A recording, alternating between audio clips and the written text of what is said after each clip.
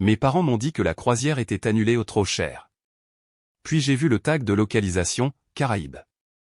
Ils y sont allés sans moi, avec des chemises assorties et tout. 3 jours plus tard, ma sœur m'a envoyé un texto, le loyer est dû. Peux-tu envoyer ta moitié? J'ai répondu, déjà fait. Ensuite, j'ai annulé le virement, bloqué son numéro et renoncé au bail. Ma sœur hurlait dans le chat de groupe. Mes parents m'ont appelé à 2 heures du matin.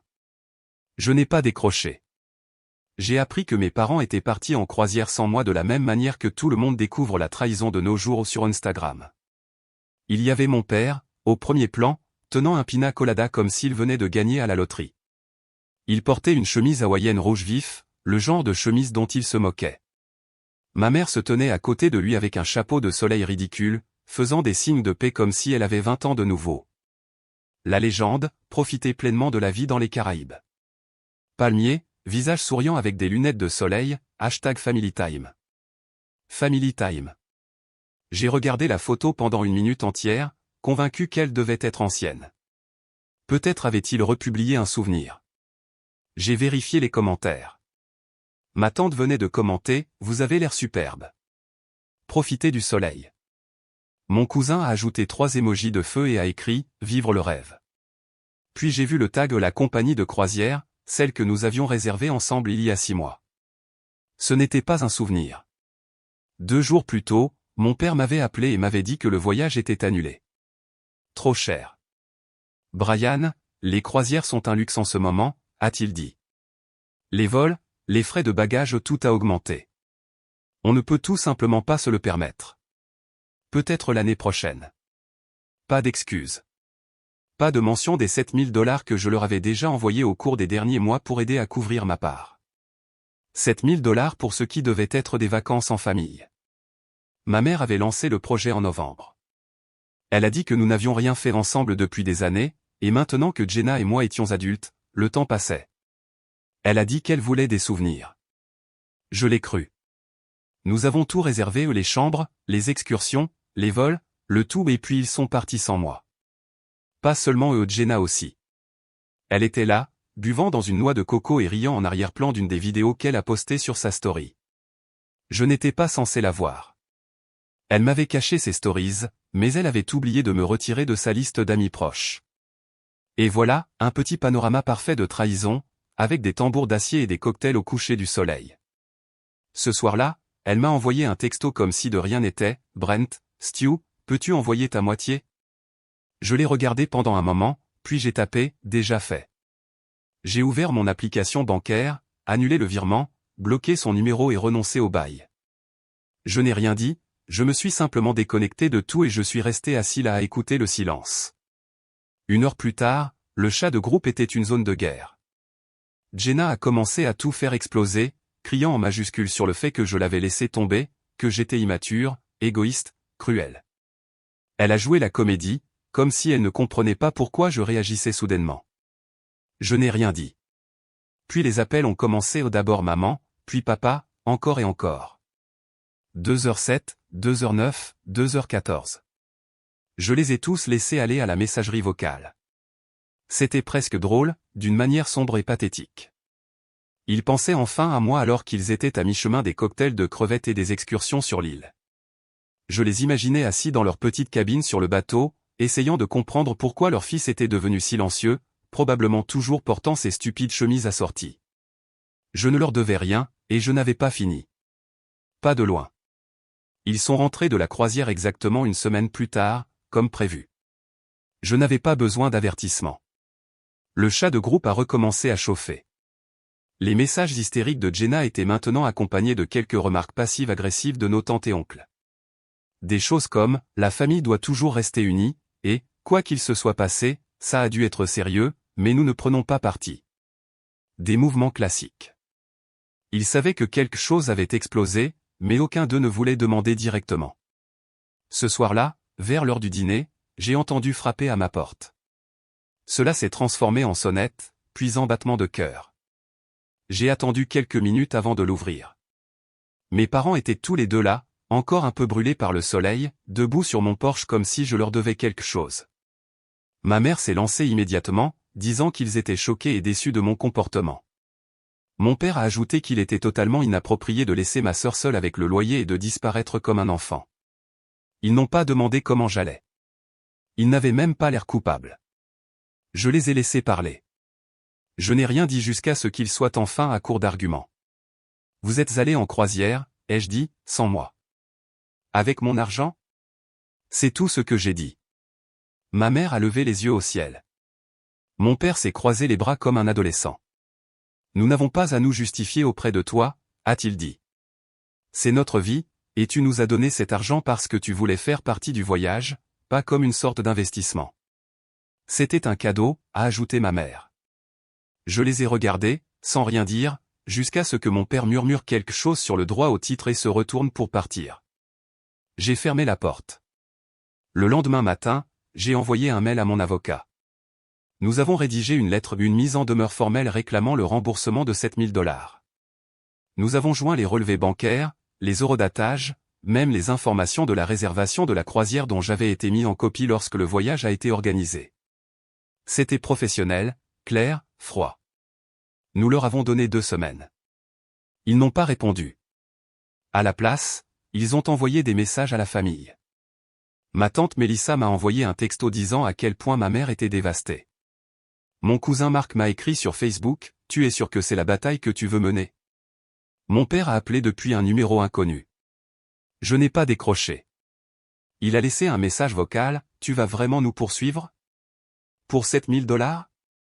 Tes propres parents? » Il l'a dit comme si c'était le montant le problème, pas la trahison, pas le mensonge, pas le fait que j'ai dépensé $7 000 pour être exclu. Alors j'ai déposé le procès. Ils ne se sont pas présentés à la première médiation. Ils ont fait savoir par l'intermédiaire de mon oncle qu'ils refusaient de se laisser prendre à ces bêtises, que c'était une affaire de famille, pas une affaire juridique. Lorsque la date du procès est arrivée, ils se sont présentés. Ils avaient l'air agacés, pas désolés ou agacés comme si je leur faisais perdre leur temps. Ils ne m'ont rien dit. Le juge a été clair. L'affaire était simple. L'argent avait été envoyé à une fin qui n'avait jamais été réalisée. Et au lieu d'un remboursement ou d'une explication, j'ai été manipulé et ignoré. Jugement en ma faveur. Remboursement intégral plus frais de justice. Ensuite, mon père est sorti en trombe sans attendre les papiers. Ma mère est restée assez longtemps pour me lancer un regard noir avant de s'en aller. C'était comme s'ils ne pouvaient pas croire que je l'avais vraiment fait, comme si c'était moi qui les avais trahis. J'ai reçu le chèque 2 semaines plus tard. Je pensais que c'était la fin. Puis les photos ont commencé à apparaître en ligne, réunion de famille. Tout le monde sourit, chemise assortie à nouveau. Mon visage visiblement absent. Pas d'invitation, pas même un texto. Ils avaient commencé leur prochain coup. Ils voulaient que je me sente exclu. Ils voulaient me rappeler qu'ils contrôlaient le récit, qu'ils pouvaient toujours rallier le reste de la famille autour d'eux comme si j'étais le problème. Mais j'avais mes propres projets. Les photos de famille ont été postées toutes en même temps, comme si elles avaient été coordonnées, un pique-nique dans une immense cour arrière, des tables garnies de nourriture traiteur, des ballons, ces stupides chemises personnalisées à nouveau. Family un Saint 2025. Même ma 3e cousine Rachel a volé de Phoenix. Tout le monde était tagué au sauf moi. Pas un seul appel. Pas un seul message. Juste des sourires, des hashtags et cette fausse joie que les gens postent lorsqu'ils veulent faire passer un message. Je n'ai pas commenté. Je n'ai pas réagi. Mais j'ai regardé. Quelques jours plus tard, Mélissa a appelé, faisant semblant de ne pas savoir ce qui s'était passé. Tu aurais dû être là, Brian. Ce n'était pas la même chose sans toi. Puis elle a ajouté, tes parents avaient l'air si fatigués. Je pense que toute cette histoire les a vraiment affectés. J'ai raccroché. Je n'ai pas répondu au texto de suivi non plus celui avec une photo de ma mère tenant mon petit cousin, avec la légende « Tu nous manques ». Reviens dans la famille. Je n'étais pas intéressé par un faux pardon. Je n'étais pas prêt à faire comme si de rien n'était simplement parce qu'ils étaient mal à l'aise face aux conséquences de leurs propres décisions. J'ai donc décidé de faire mes propres plans. Il y a un endroit au lac Tao que j'observe depuis un moment, des cabanes privées, des vues incroyables, des bateaux, des randonnées, tout. J'ai appelé l'endroit, j'ai réservé 5 cabanes et j'ai commencé à envoyer des messages pas à mes parents, pas à Jenna, à tous les autres, mes cousins, tantes et oncles qui n'avaient pas pris parti. Certains d'entre eux étaient restés silencieux tout au long de cette histoire, mais je savais lire le silence.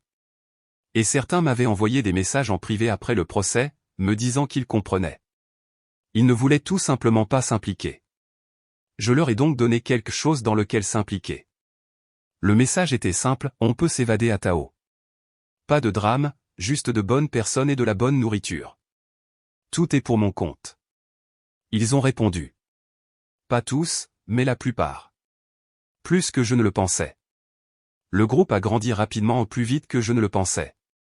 Il s'avère que beaucoup de gens en avaient assez du spectacle que Jenna et mes parents donnaient, fatigués de faire semblant que la façon dont ils traitaient les gens était normale.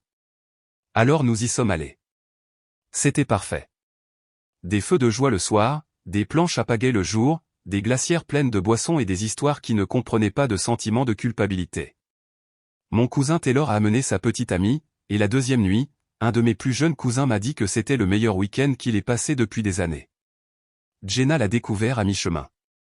Elle a envoyé un message désagréable à ma cousine Alicia, qu'Alicia a fait une capture d'écran et m'a envoyé « Comment peux-tu le soutenir après ce qu'il a fait à maman et papa ?» Mes parents ont fait suite à cela par une pluie de textos en colère. Je ne les ai pas lus. J'ai juste supprimé le fil de discussion. Ils ont dû perdre la tête lorsqu'ils ont réalisé que personne ne viendrait à leur prochain petit dîner de famille. J'ai entendu dire qu'ils l'avaient annulé à la dernière minute. Ils ont dit qu'ils réorganisaient leurs priorités.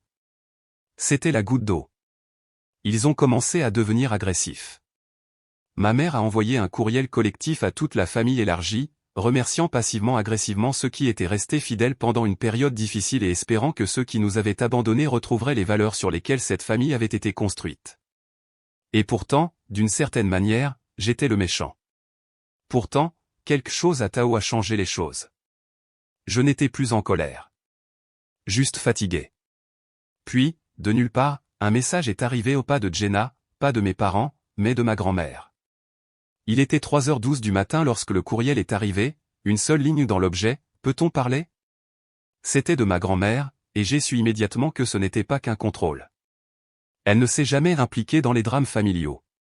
Elle ne faisait pas partie de ces gens qui faisaient semblant de ne pas prendre parti tout en alimentant secrètement le feu. Au contraire, elle était la seule qui m'ait jamais traité comme un adulte à part entière dans cette famille, même quand j'étais enfant. Sa maison a toujours été un terrain neutre en grandissant. Personne n'y a élevé la voix. Personne n'a cherché la dispute. Je n'ai pas ouvert le message tout de suite. Je l'ai regardé pendant près d'une heure. Le fait de voir son nom a ramené toute la pression que j'avais refoulée après le procès, la culpabilité, l'épuisement, la partie de moi qui, pour une raison stupide, voulait toujours être comprise. Je l'ai finalement ouvert. C'était court, pas dramatique. Juste sa voix, claire comme seule la sienne pouvait l'être. Brian, je n'écris pas pour arranger quoi que ce soit. Je ne veux pas te dire qui a raison ou qui a tort. Je veux juste que tu penses au genre de vie que tu veux mener lorsque tout cela se sera calmé.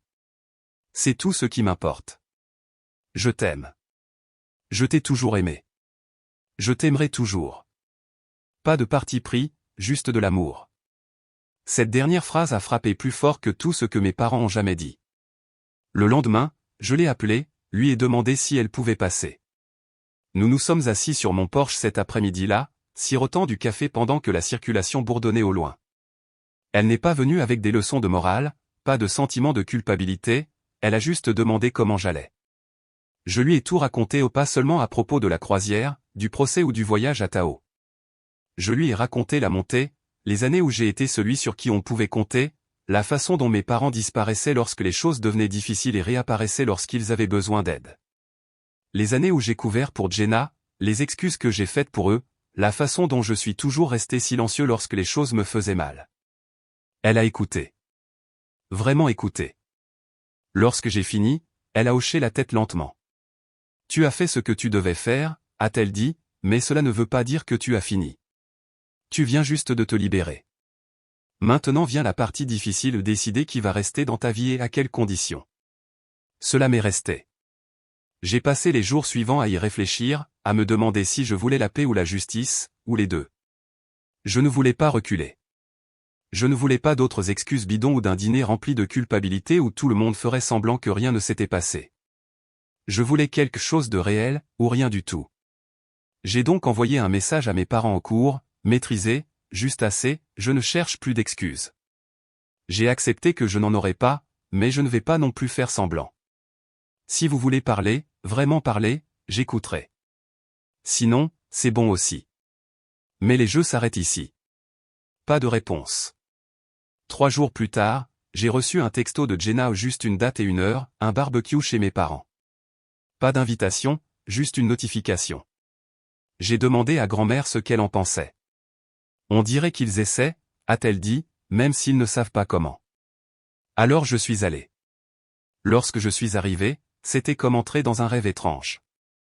Mon père était au barbecue, retournant des hamburgers comme si c'était un dimanche normal.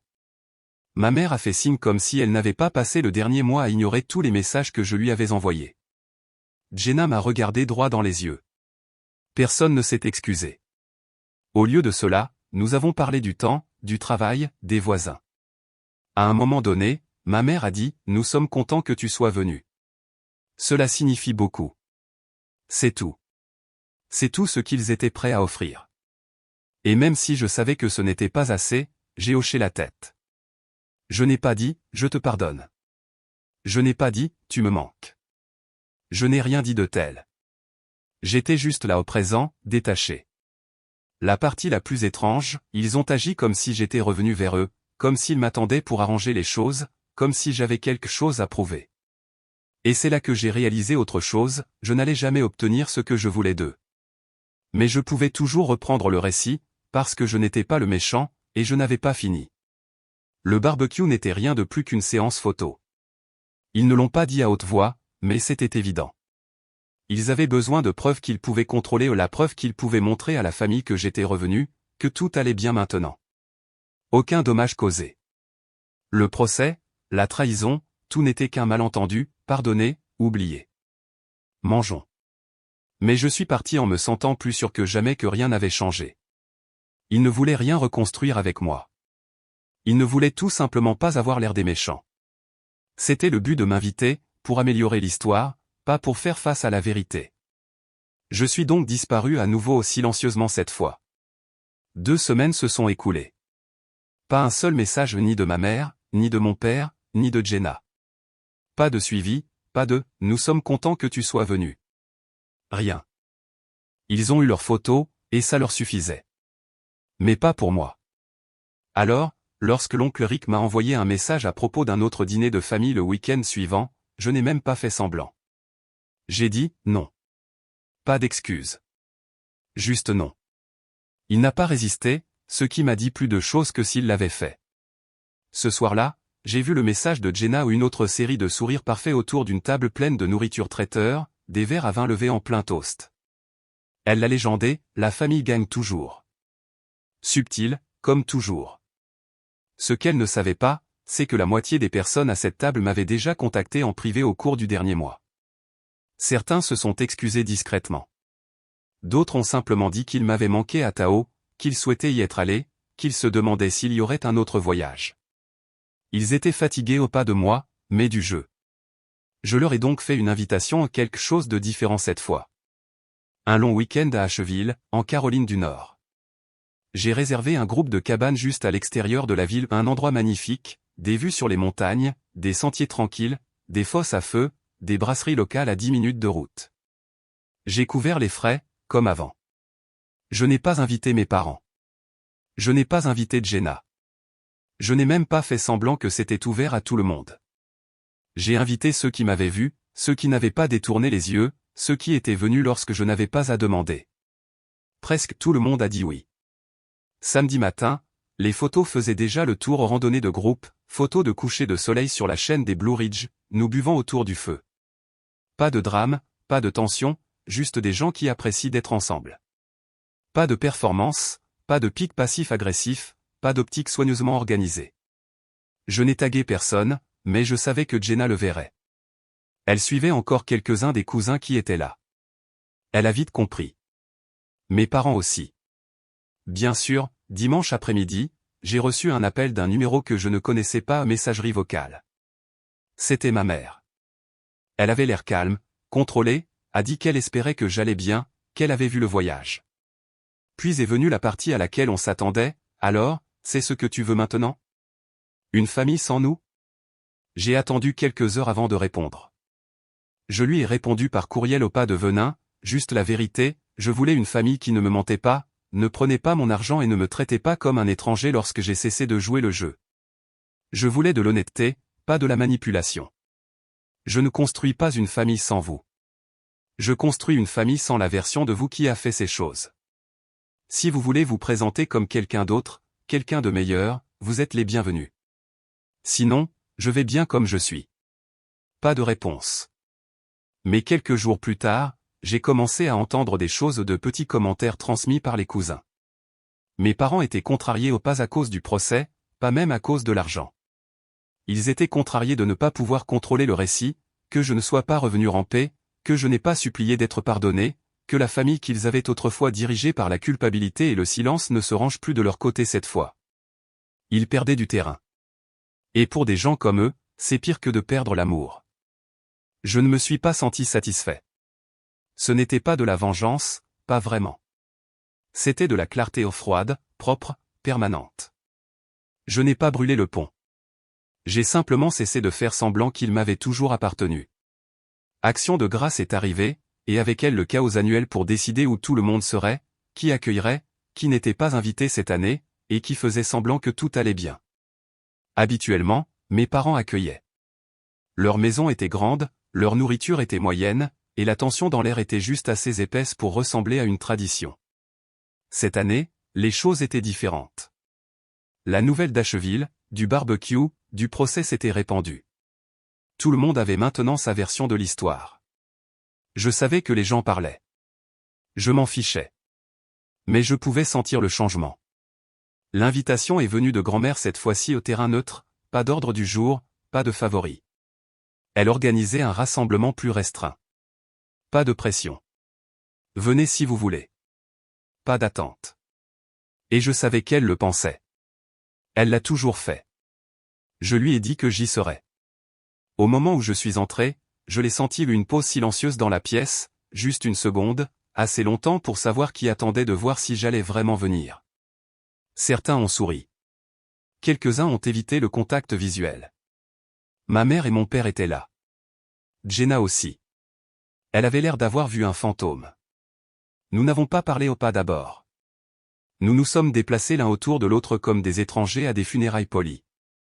Je me suis assis avec des cousins qui avaient été à Asheville. Nous avons ri du voyage, échangé des histoires, fait des projets vagues pour une autre escapade.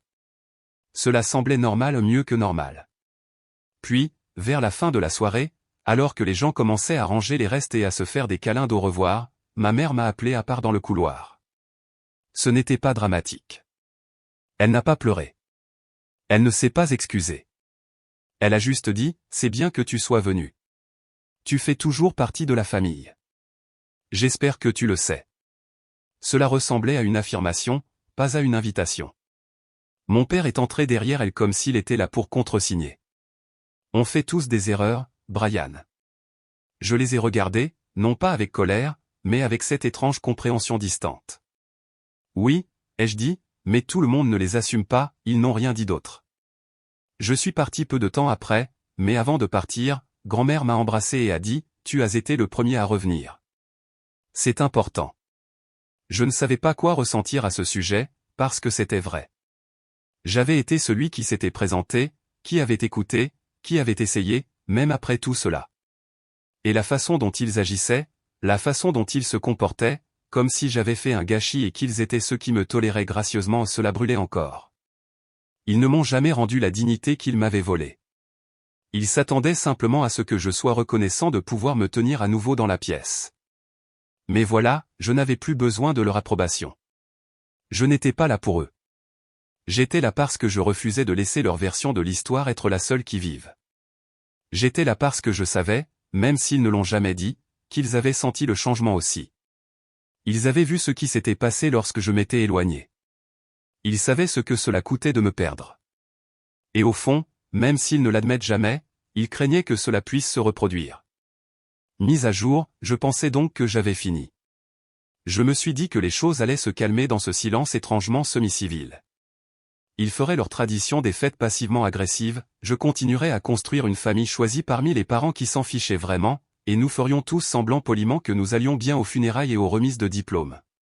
Mais alors, quelque chose d'inattendu s'est produit. 2 mois après Action de grâce, ma grand-mère a appelé et m'a demandé de passer. Elle avait l'air calme, mais il y avait un ton dans sa voix que je n'avais jamais entendu auparavant, pas inquiète, juste sérieuse, comme si quelque chose avait changé. Je me suis présenté cet après-midi-là. Elle était assise à la table de la cuisine avec une épaisse enveloppe devant elle et une tasse de thé qui était probablement devenue froide. Elle n'a pas perdu de temps. Je change mon testament, a-t-elle dit. Tes parents vont perdre la tête lorsqu'ils le découvriront. Je pensais l'avoir mal entendu. Elle m'a dit qu'après tout, après avoir vu comment les choses s'étaient déroulées, pas seulement le procès ou le gâchis des vacances, mais les années qui ont précédé, où elle a commencé à penser à qui dans la famille s'était vraiment présenté pour les gens, qui avait donné sans compter les points, qui avait essayé de maintenir la famille unie sans épuiser tout le monde. Et apparemment, mon nom est apparu beaucoup dans ses pensées. Elle ne coupait pas complètement mes parents. Ce n'est pas son style. Mais elle modifiait la répartition considérablement. Je lui ai dit qu'elle n'avait pas à faire ça pour moi. Et elle a dit, je ne le fais pas pour toi. Je le fais pour moi, parce que je vois maintenant de quoi les gens sont faits. Elle m'a demandé de garder le silence. J'ai essayé, mais des secrets comme cela ne restent pas secrets. 1 mois plus tard, j'ai reçu un appel téléphonique de Jenna à 1h40 du matin au numéro bloqué. Bien sûr, je n'ai pas répondu, mais je savais. Puis les textos ont commencé à arriver de la part des cousins. Mec, qu'est-ce qui s'est passé? Est-ce vrai? Ta mère panique. À la fin de la semaine, mes parents avaient officiellement perdu la tête. Ils ont appelé l'avocat de grand-mère. Ils ont appelé Mélissa. Ils m'ont appelé de tous les téléphones qu'ils pouvaient trouver. Mon père m'a laissé un message vocal qui se terminait par « ingrat » et « manipulateur ». Ma mère a envoyé un long courriel qui était essentiellement une longue culpabilisation, parsemée de phrases comme « après tout ce que nous avons fait pour toi, et c'est comme ça que tu nous rembourses ». Mais aucun d'eux n'avait réellement demandé à grand-mère pourquoi elle avait fait ça. Ils ne voulaient pas savoir. Ils voulaient croire que je l'avais piégé, manipulé, retourné contre eux, parce que cette version leur semblait plus logique que la vérité auquel les avait peut-être simplement vus pour ce qu'ils étaient vraiment. C'est à ce moment-là que j'ai réalisé que je n'étais plus l'étranger. Ils l'étaient. Et ils se sont mis là.